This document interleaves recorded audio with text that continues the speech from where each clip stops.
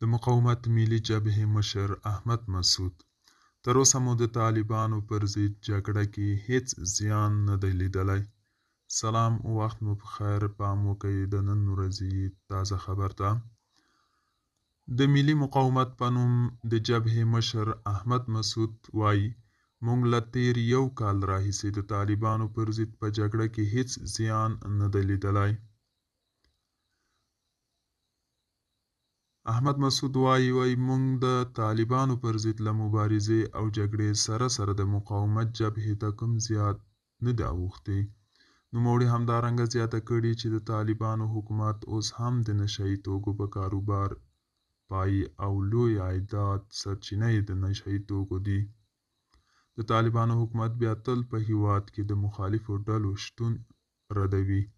دوستانو، دا و د نن ورځې چمتو کلی خبر. تر بیا په الله سپارم. ښې چارې، ښه وخت.